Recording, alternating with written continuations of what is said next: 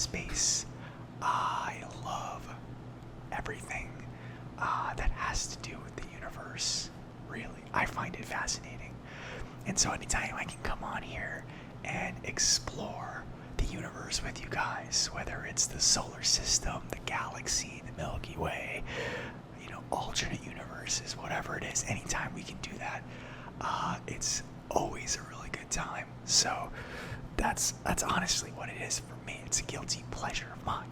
I'm making this video for you, but partially I'm making it for myself as well. I'm not going to lie. But anyway, let us begin without further ado. So they have like a little spiel here. The solar system is a bizarre place with its alien planets, mysterious moons, strange phenomena that are so out of this world. They elude explanation.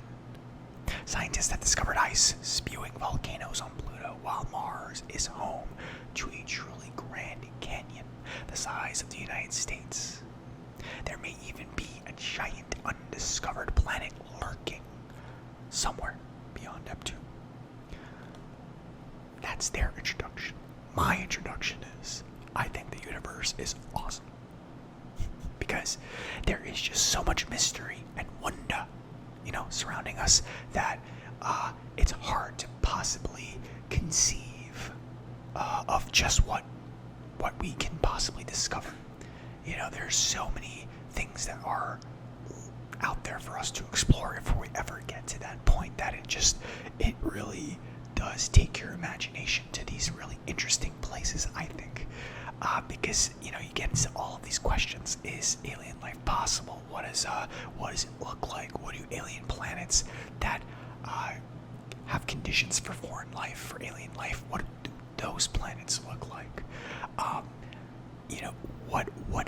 What are their cultures, their customs, their relationship with the universe from their point of view, right? Because we have a very specific system, day-night cycle, because of the Earth's revolution, around the sun, the Earth's rotation. We have a very specific system that has caused us to evolve in accordance with that. But imagine if you lived on a planet where it's like, a day, our day typically takes, more than a 24-hour period. Imagine if it takes like a year just for the sun to go down, to make a rotation around the sun. Imagine that. Imagine how different our lives would be, and imagine how we would have evolved differently as well. Because we see it's nighttime, and our brain creates melatonin, and we're all of a sudden we get sleepier. We've evolved based on that. But how would things look if it was totally different on another planet? And that's what's really interesting to me. That's my introduction. Anyway, Uranus, not that anus, Uranus is tilted on its side. It appears to be a featureless blue ball upon first glance, but this gas giant of the outer solar system is pretty weird upon closer inspection. First, the planet rotates on its side for reasons scientists haven't quite figured out. The most likely explanation is that it underwent some sort of one or more titanic collisions in the ancient past. In any case, the tilt makes Uranus unique among the solar system planets. Uranus also has tenuous rings, which were confirmed when the planet passed in front of a star from the Earth's perspective in 1977. As the star's light winked on and off repeatedly, astronomers realized there was more than just a planet blocking its starlight. More recently, astronomers spotted storms in Uranus' atmosphere several years after its closest approach to the sun. I'm so immature. When the atmosphere would have been heated the most. Jupiter's moon, Io, has towering volcanic eruptions. For those of us used to Earth's relatively inactive Pluto's chaotic landscape may come as a huge surprise.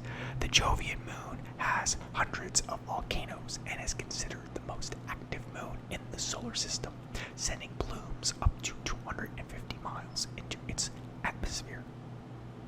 Some spacecraft have caught the moon erupting.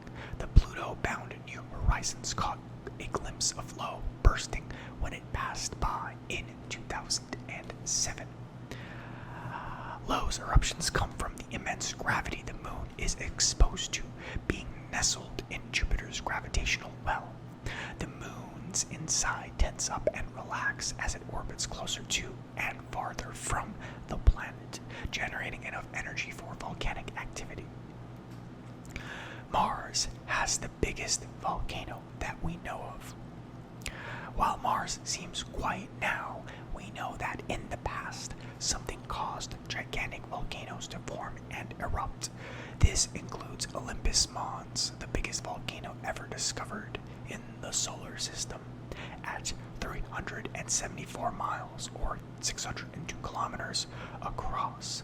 The volcano is comparable to the size of Arizona.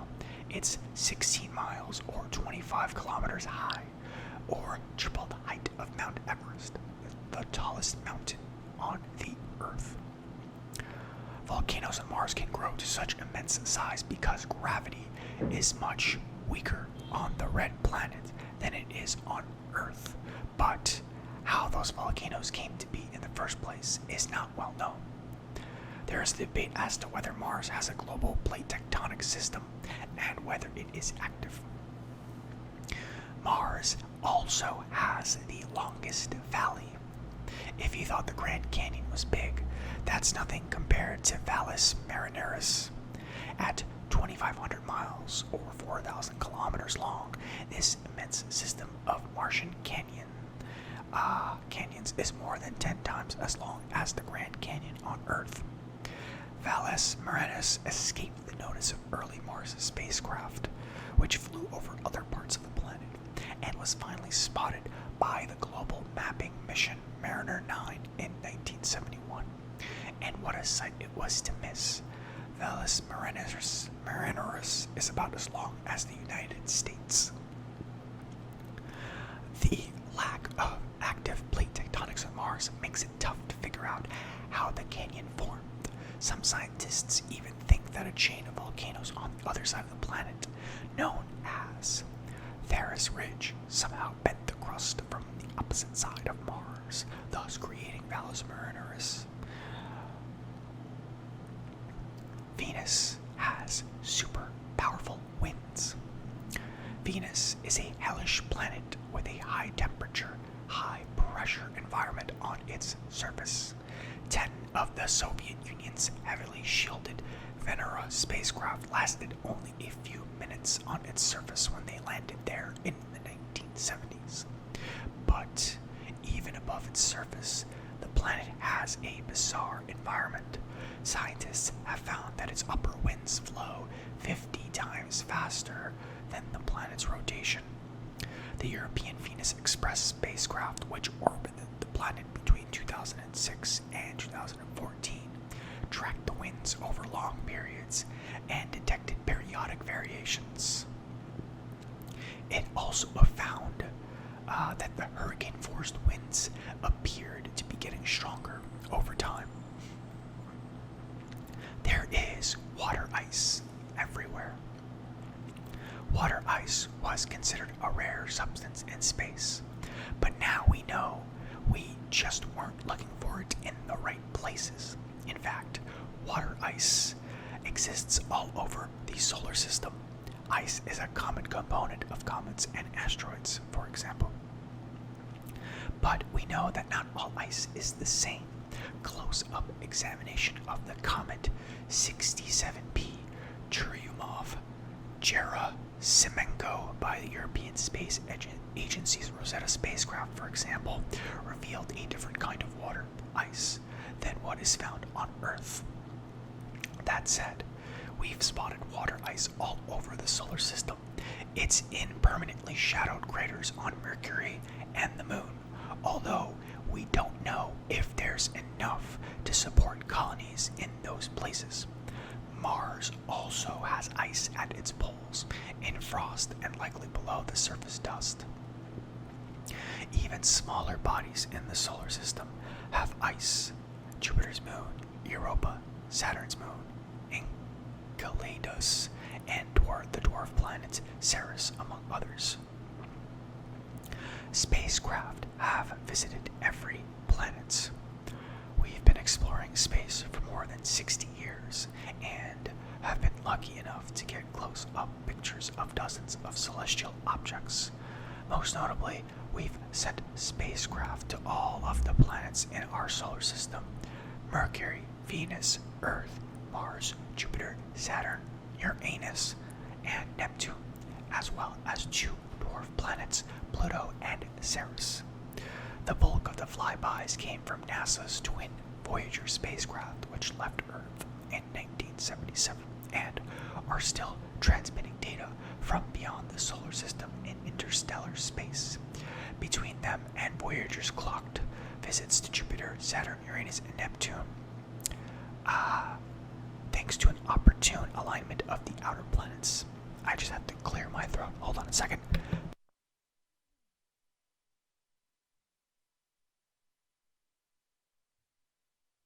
Okay, we're back. There could be life in the solar system somewhere. So far, scientists have found no evidence that life exists elsewhere in the solar system.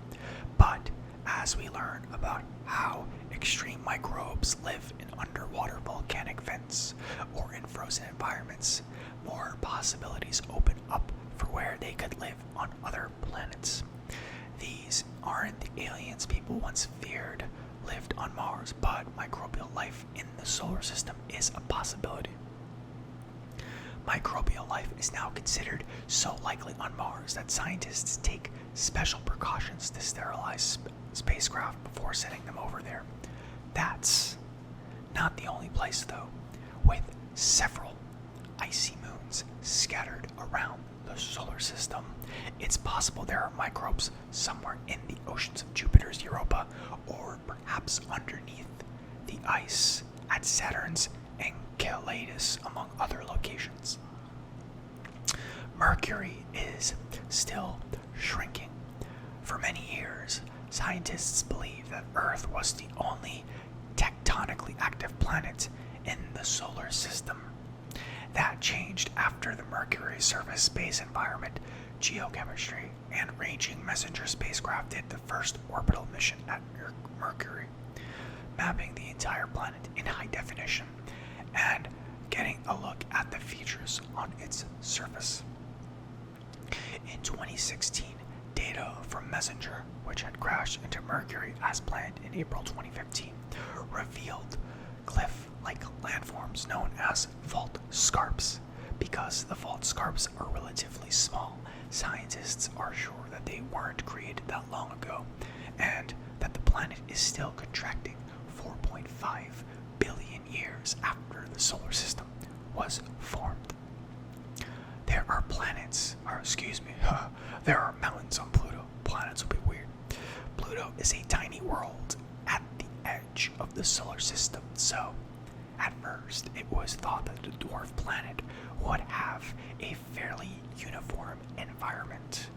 That changed when NASA's New Horizons spacecraft flew by there in 2015, sending back pictures that altered our view of Pluto forever. Among the astounding discoveries were icy mountains that are 11,000 feet or 3,300 meters high, indicating that Pluto must have been geologically active as little as 100 million years ago. But geological activity requires energy, and the source of that energy inside Pluto is a mystery. The sun is too far away from Pluto to generate enough heat for geological activity, and there are no large planets nearby that could have caused such disruption with gravity. Pluto has a bizarre atmosphere. Pluto's observed atmosphere broke all the predictions. Scientists saw the haze extending as high as 1,000 miles. miles or 1,600 kilometers, rising higher above the surface than the atmosphere on Earth. As data from New Horizons flowed in, scientists analyzed the haze and discovered some surprises there too. Scientists found about 20 layers in Pluto's atmosphere that are both cooler and more compact than expected. This affects calculations of how quickly Pluto loses its nitrogen-rich atmosphere to space. NASA's New Horizons team found that tons of nitrogen gas escape the dwarf planet by the hour, but somehow Pluto is able to constantly resupply that lost nitrogen. The dwarf planet is likely creating more of it through geological activity. Rings are everywhere in the solar system. While we've known about Saturn's rings since telescopes were invented in the 1600s, it took spacecraft and more powerful telescopes built in the last 50 years to reveal more.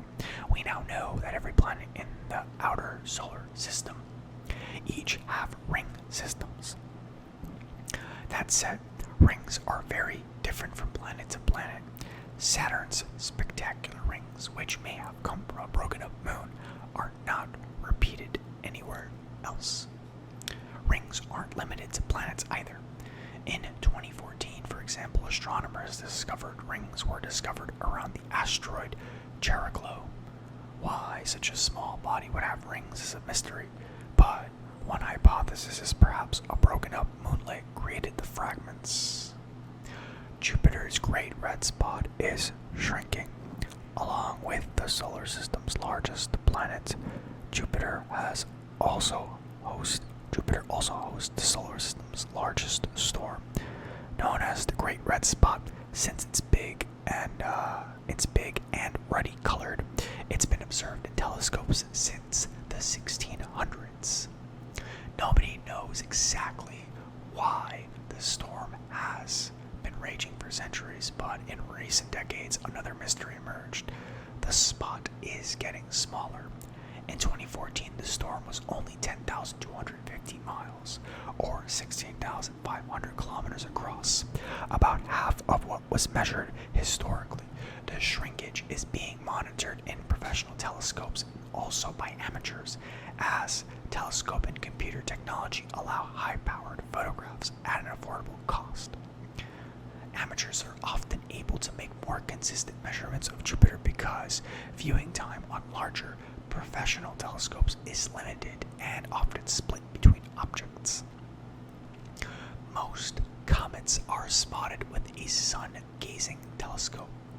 Comets used to be the province of amateur astronomers who spent night after night scouring the skies with telescopes, while some professional observatories also made discoveries while viewing comets. That really began to change with the launch of the Solar and Heliospheric Observatory in 1995. Since then, the spacecraft has found more than 2,400 comets, which is incredible considering its primary mission is to observe the sun. These comets are nicknamed sun grazers because they come so close to the sun. Many amateurs still participate in the search for comets by picking them out from raw SOHO images. One of SOHO's most famous observations came when it watched the breakup of the bright comet Ison in 2013. There may be a huge planet at the edge of the solar system. In January of 2015, the California Institute of Technology astronomers Konstantin Batygin and Mike Brown announced, based on mathematical calculations and on simulations, that there could be a giant planet lurking far beyond Neptune. Several teams are now on the search for this theoretical Planet 9, which could take decades to find if it's actually out there. This large object, if it exists, could help explain the movements of some objects in the Kuiper Belt, an icy collection of objects beyond Neptune's orbit. Brown has already discovered several large objects in that area that in some cases rivaled or exceeded the size of Pluto. His discoveries were one of the catalysts for changing Pluto's status from planet to dwarf planet in 2016. Neptune radiates more heat than it gets from the sun. Neptune is far away from the Earth, but you can bet that scientists would love to get another spacecraft out there sometime soon. Perhaps today's technology could better answer some of the questions we have about Neptune's mysteries, such as why the blue planet is giving off more heat than it receives. It's bizarre considering that Neptune is so far away from the faint sun. Scientists would love to know what's going on because it's believed that the vast temperature differential could affect weather processes on the planet. NASA estimates the temperature difference between the heat source and the cloud tops is minus 260 degrees Fahrenheit, or minus 160 degrees Celsius. Jupiter has more heavy elements than the Sun, proportionally. The Sun and planets likely formed from the same cloud of hydrogen and helium gas. The Sun and the planets likely formed from the same cloud of hydrogen and helium gas. This would especially be true of Jupiter, a planet 317 times the size of the Earth that pulled in a lot more gas than our own planet. So if that's the case, why does Jupiter have more heavy rocky elements than the Sun? One of the leading theories is that Jupiter's atmosphere is enriched by the comets, asteroids, and other small rocky bodies that it pulls in with its strong gravitational field. Since amateur technology has improved, several small bodies have been falling into Jupiter in the past decade. Earth's Van Allen belts are more bizarre than expected. Earth has bands of radiation belts surrounding our planet known as the Van Allen belts, named after the discoverer of this phenomenon. While we've known about the belts since the dawn of the space age, the Van Allen probes, which were launched in 2012, have provided our best ever view of them. They've uncovered quite a few surprises along the way. We now know that the belts expand and contract according to solar activity. Sometimes the belts are very distinct, and sometimes they swell into one massive belt. An extra radiation belt was spotted in 2013. There was only two other that we knew of at the time. Understanding these belts helps scientists make better prediction about space, weather, or solar storms. Uranus has a very battered moon. One of the most bizarre moons in the outer solar system is Miranda, which unfortunately we saw only once when Voyager 2 passed by in 1986. This moon of Uranus has bizarre features on its surface with sharp boundaries separating ridges, craters, and other things. It is possible that the moon could have had tectonic activity, but how that happened on a body with a diameter of 500 kilometers is a mystery. Scientists aren't sure how the patchwork surface came about, and we likely won't be able to tell for sure until another mission gets out there. Perhaps the moon was smashed into bits and coalesced again, or maybe meteorites struck the surface and caused temporary melts in small areas. Saturn has a two-tone moon. Saturn's moon, Lepidus, is a study in contrasts with a very dark hemisphere and a very light hemisphere. It's unlike anything in the solar system and has sparked speculation as to what is really going on. Some scientists believe that the particles from Phoebe, another darker moon, may be falling on its surface. Others speculate that it's due to volcanic eruptions of hydrocarbons, which would create dark patches. Cassini's flyby of Lepidus in 2007 also postulated a third theory, which is thermal segregation. Lepidus only rotates once every 79 days or so, stretching out the daily temperature cycle. This could force icy material to move into colder regions as the dark materials heat up. Let's do a few more, shall we? Titan has a liquid cycle, but Another weird moon in Saturn's system is Titan, which hosts a liquid cycle that moves between the atmosphere and the surface. That sounds a lot like Earth until you begin looking at its environment. It has lakes filled with methane and ethane, which could be reminiscent of the chemistry that occurred on Earth before life arose.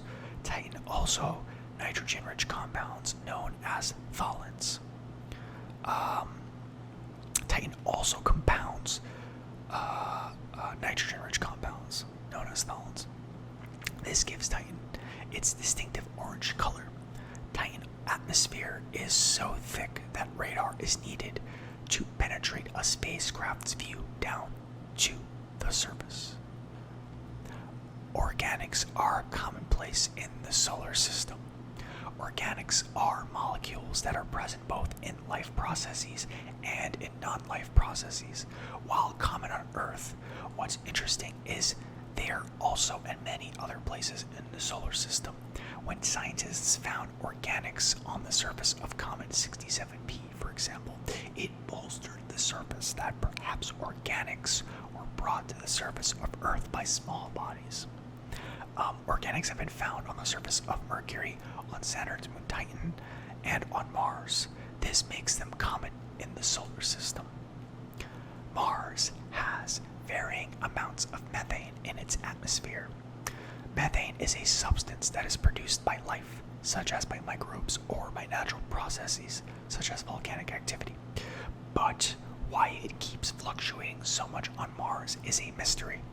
Various telescopes and space probes have found different levels of methane on Mars over the years, making it hard to chart where this substance is coming from. It's unclear if the varying levels of methane are due to telescopic differences or differences in the amount of methane coming from the surface. NASA's Curiosity rover even detected a spike in methane during one Martian year that did not repeat the next, indicating whatever it saw was not seasonal. It will likely take more long-term observations of Mars to fully figure out the mystery. Saturn has a hexagonal-shaped storm. Saturn's northern hemisphere has a raging six-sided storm named the hexagon. Why exactly it's that shape is a mystery, but what is known is that this hexagon, which shares several features in common with hurricanes, has been there for at least decades, if not hundreds of years.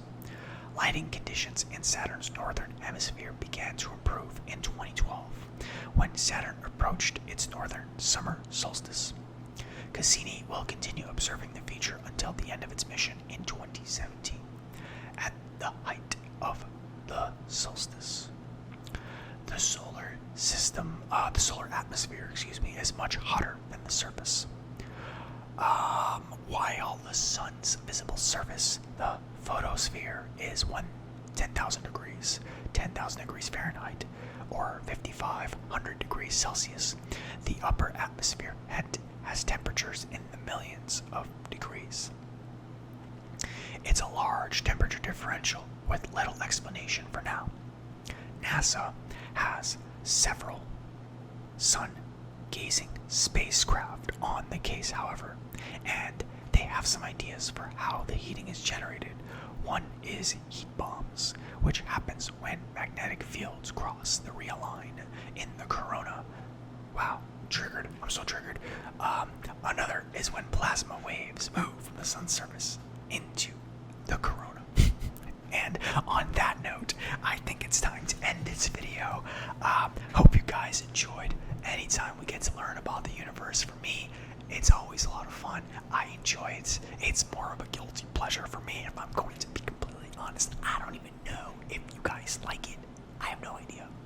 Let me know in the comments down below if you're still awake, and if you're not, well, I hope you have a good night's sleep in these trying times, my friends. And as always, keep doing your thing. I love you all, and